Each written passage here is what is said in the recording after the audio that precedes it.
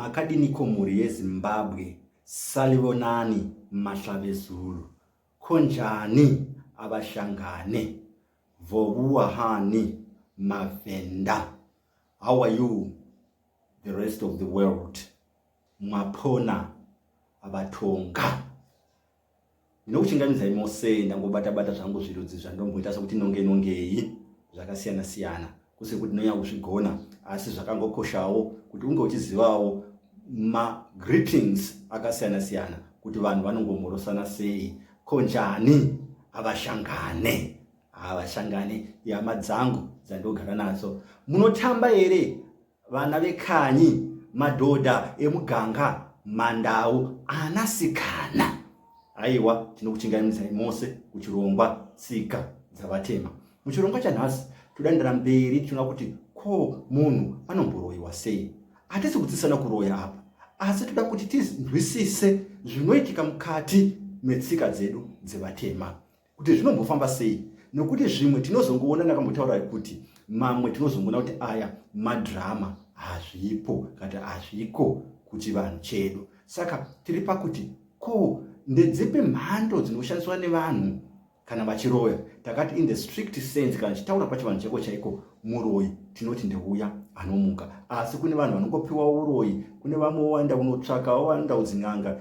Vese ava tinenge tichingoti varoya kana kuti waroyiwa kana kuti muroyi. Asi in the strict sense ndakataura kuti vanomuka ndivo vatinge tichiti pachivanhu chedu ava varoyi, ndivo vaidzingwa namambo mudunhu, munzvimbo, kuti uyu hatimudi munzvimbo yangu. Ndo zviri pachivanhu. Ngatipinde mumhando dzatinosangana nadzo dzinoshandiswa nevaroyi, kuti ko vanhu vanomboroya nenzira dzipi. Regai nditange nekutanga inova nzira yatingati the most dangerous one, yakanyanya kuipa yacho pakuroya.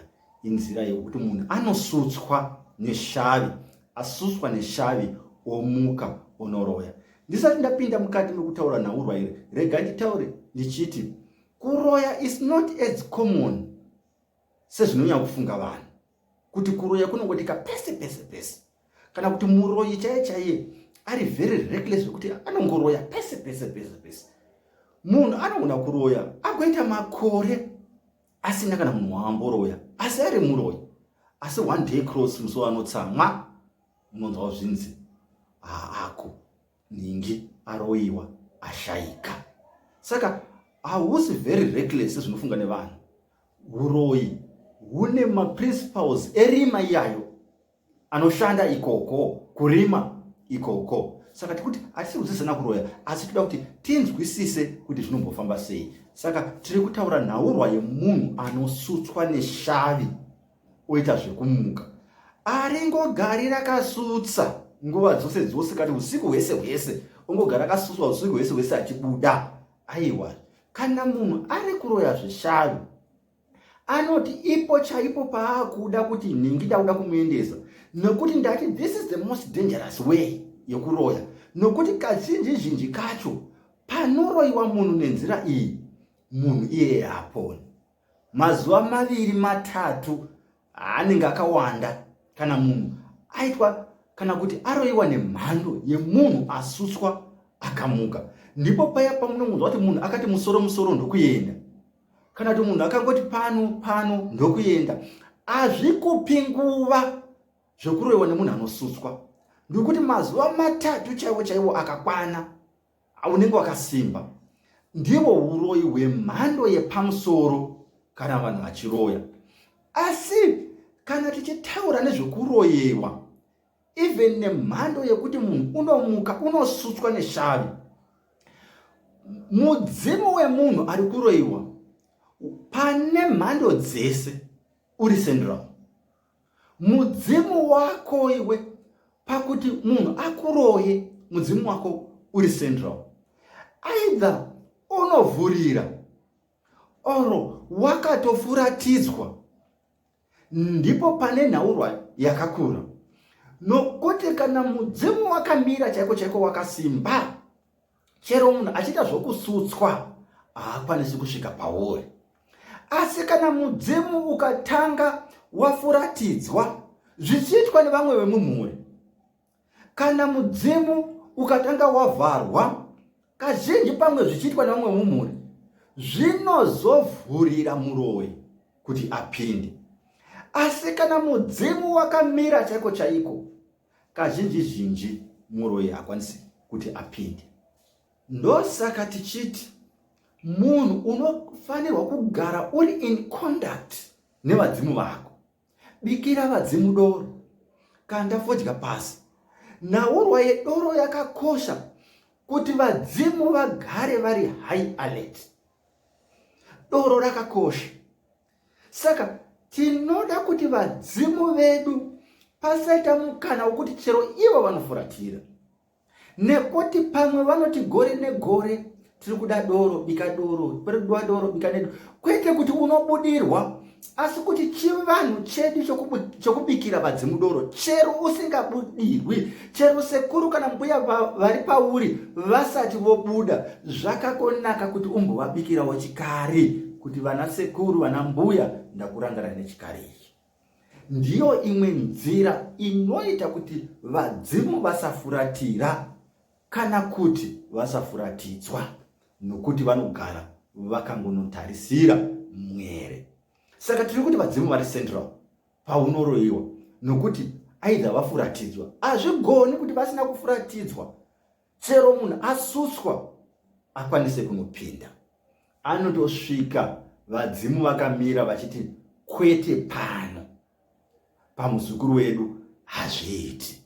Saka anogona kuve akasuswa sei, zvinotorwisana vadzimu neshavi. Ndosaka ndaiti zvekumuka ndezviva nemashavi, nekuti kune mudzimu. Shavi iri rinonorwisana nemudzimu. Kana munhu asina shavi anonorwisa nemudzimu. Ndipo patinenge tichinotangana zviri zvokumuka. Saka tiri kuti chinosutsa apa chichimuka ishavi, ndiro rinogona kunofesana kana kunorwisana nemudzimu. Kune vamwe vanoti chero asina shavi anogona kusutswa akamuka, asi handizi kuti anenge osutswa nei, atizomuka nei. Handipo ipapo pakupikisana nevanhu kana munhu achiti akazviona zvichiitika, handigoni kupikisa. Asi ndiri kuti mudaviro yatinayo yandinoziva ndeyekuti shavi ndiro rinosutsa, ndiro rinozoita kuti munhu amuke achinoroya, rinenge rasutsa. Ndosaka pachitema vachiti atosutswa neshavi rake. Kana shavi rake rasutsa rekuroya, zvinenge zvitaura izvo kuti kumuka kune kusutswa mukati kunozoita kuti munhu anokwanisa kuroya. Chimwe chandoda kukutaurirai apa ndisati ndabva panhaurwa yekusutswa yemunhu achinoroya. Kana munhu akasutswa akaenda kunoroya, osvika pamusha pari kunoroya pakagadzirwa, onobatwa nemushonga, onovhiringwa nemishonga iri pamusha apa. Kana akanokuvadzwa, hamuoni ipapo chero kuri kuti kuri kufa, kwekuti muroyi anoroyerwa chipikiri. Haafiri ipapo, chinobatwa ipapo hausi mutu, anongodzoka back pane body chaiyo yake, ndipo paanonofira, ndipo paanonokuvarira chero akuvadzwa uku. Anofiri kumusha uku zvekuti makambozwa kuti kune muroyi akanofira pakati. Mhere inozongoridzwa kumusha kwake kati mumba make, ndimo maanozongowanikwa akafa. Kwete uku zvinotadza kuti pane zvimwe zvinenge zvigere paari, zvokuti chero zvikakuvadzwa panofanira kuve pachinoitwa futi union iya yebhodhi chaiyo neimwe bhodhi iya yanga yasumuka ichienda. Saka chinokuvadzwa kuchii? Makamboona kana kunzwa kuti pane gudo raurawa pane mumwe musha? Paurawa gudo asi mozonzwa kumusha kati kumba kwemuroyi kuchiridzwa mhere, asi chaurawa apa igudo. Gudo nderenge raurawa kuno. Apanobatwi bhodhi chaiyo munhu yokuti zvinonzi chero pabatwa muroyi anzi mbane mishonga, zvozonzi tinozoona bhodhi yake chaiyo yakabatwa, zvinonzi aedzerwa. Kana zvichinzi muroyi aedzerwa, tiri kurevei? Kana tichiti muroi aedzerwa, anenge akanopinda pamusha wakagadzirwa, ndiko kazhinji kacho. Anenge akanopinda pamusha wakagadzirwa, onobatwa nemushonga, ndiko kwatinoti muroi aedzerwa. Asi kana akanobatwa kudaro, abatwa nemushonga, vabata nemushonga ndivo vanoona kuti munhu wedu tabata.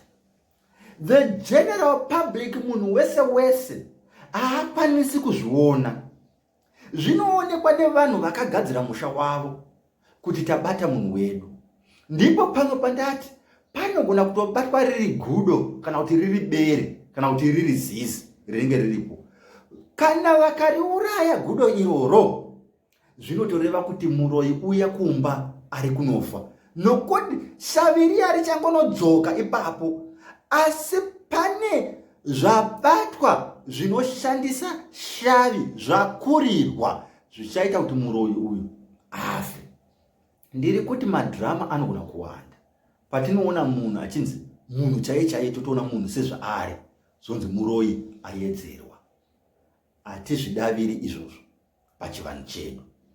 Saka tiri kuti paedzerwa muroi achinobatwa nemushonga, panogona kuita hurukuro or communication yemhuri kwabva muroi uku kuti munhu wenyu ari kuno, potoripisanwa kuti muroi uyu aregedzwe nemushonga, shavi iri risununguke rinenge rabatwa.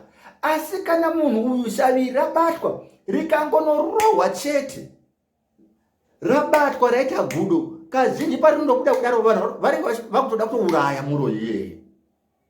Vakangonoriponda gudo iroro, nokuti vanenge vasiri kuona munhu, vanenge vachinoona chiri chipuka. Tiri kutaura world yemishonga isina kumira zvakanaka, kuti zvinofamba sei. Tigonzwisisa ramangwana panoitika zviitiko zvakaitika, zvinenge zvakaita seizvi, kuti zvinofamba sei. Ndipo panonzi pabatwa bere, pabatwa gudo, pabatwa zizi.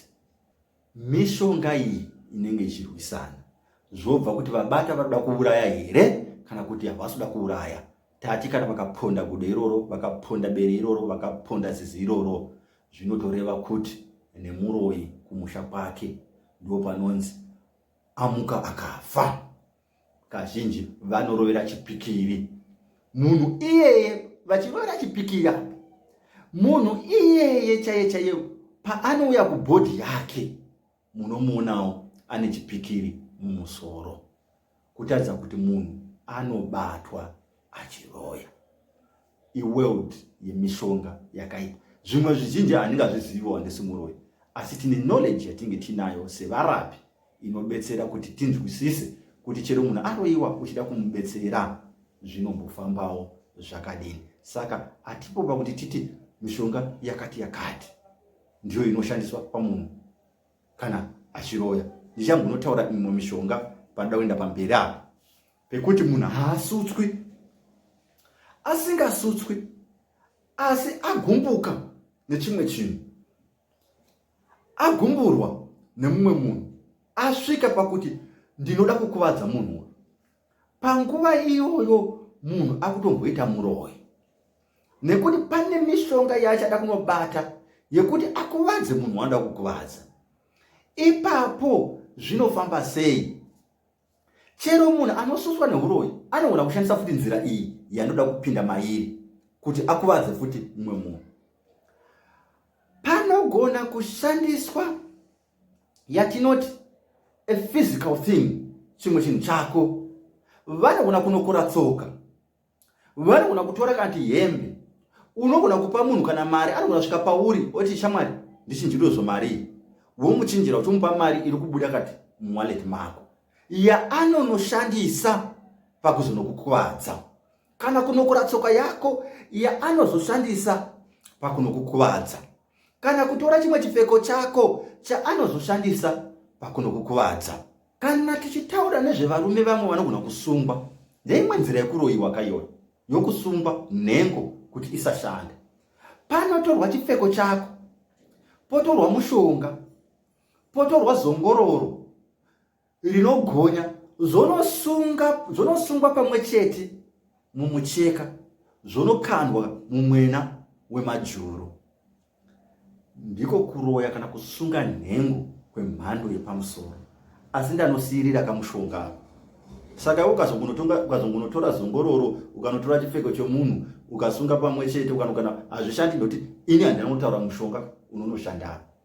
Nzira iyoyo inonetsa kusunungura.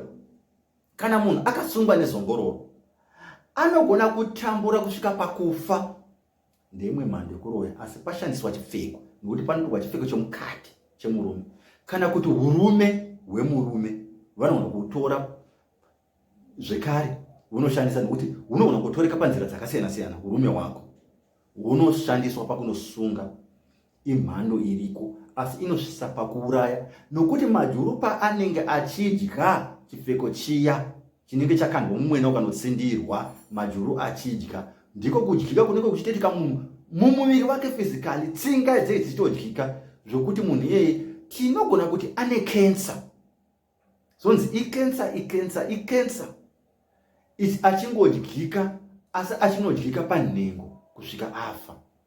Zonzi akafa nekensa yakanga iri panhengo yake.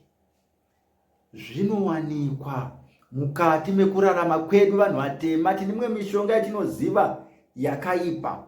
Munhu anogona kuti rwaivhi ruchifamba rwakanopeta muswe, ogura muswe werwaivhi, hunogonya sezvinongoita zongororo. Zvonoshandiswa zvekare nenzira iyi, asi pashandiswa chimwe chinhu chiri fizikal chako chakaita sechipfeko kana kuti urume hwako, unogona zvekare kuroika, ikanzi ikensa ukasvika mukufa. Asi zvinonyanya kunobata panhengo yako yokuti inoora kusvika mukufa. Majuru achidya, iwe unenge uchidyikawo. Tiri kutarisa kuroya kunogona kuitika, asi kuroya uku ndekwekuti munhu anogona kuenda pan'anga, ndiyo inonomubetsera kunoroya nenzira yakadai. Ndeimwe mhando yekuroya. Toita imwe mhando yokuti munhu hapana chako zvekare chaanobata, mhando ine zvipfura. Akarohwa nechipfura, pamwe nechipfura chanenge akarohwa nacho, zvinofamba sei? Pese apa ndati vadzimu vari very central pazvinhu zvizhinji zviri kuitika. Apa panopinda futi vadzimu, kusanganisa even paya panoshata chipfeko, vadzimu vako vari central. Nemhaka yei? Panorohwa zvipfura, kana chipfura pachinokandwa, munhu anofanira kuziva chidimbu chedzinza rako, kuti munhu anogona kufuratidza mudzimu yako kana akaziva chidimbu chedzinza rako kuti munopira sei. Anonotenga mucheka muchena nemutema. Ndosaka pamwe muchiona pamunonorapwa ponzi toda mucheka muchena nemutema pamwe nemutsvuku, zvoiswa apo zvonofutsirwa uchida kurapwa, pamwe kuda pachida kudzingwa mhepo. Nemhaka yekuti zvinogona kushandiswa kunotenga mudzimu.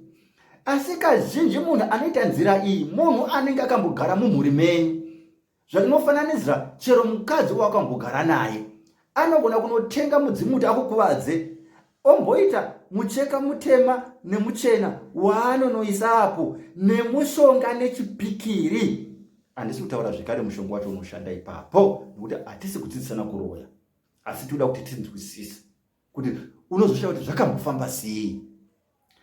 Anoenda pamharadzano nemicheka iya, onodempa kumudzimu wako zviri direct, kuita sokuti mwana wedzinza iroro. Ndiri kuti mudzimu inogona kubaira apa pamusoro pekuti haina ukama hwakasimba newe. Yava midzimu yakangotsamwa irimo musango yamusiri kuitira chinhu. Munhu anogona kushandisa mishonga kuti anofuratidza panguva iyi mudzimu, obva anorovera chipikiri pamharadzano nemushonga uya, kwakurova iwewe nechipfura. Uri kuSouth Africa, wongoti ruoko rwangu, wofamba wonzi wakaroiwa, asi munhu ari kubatwa ari kuZimbabwe. Zvakafamba sei? Ndosaka tichiti vadzimu vedu ngavagare vari pedyo nesu. Tinotaura kudaro kuti tinofanirwa kuve tine ukama hwakasimba nevadzimu. Ngatirambe tichivarangarira, tichikanda fodya pasi, vagare vachiziva kuti mwana wedu aripo, vasasvika pakufuratira. kana kufuratidzwa. Tati kufuratidzwa kazhinji zvinoitwa nemumwe munhu wemumhuri, nokuti zvibako zvikawanda mumhuri, vamwe vanopedzisa vopirira nenzira isiriyo vachifuratidza midzimu.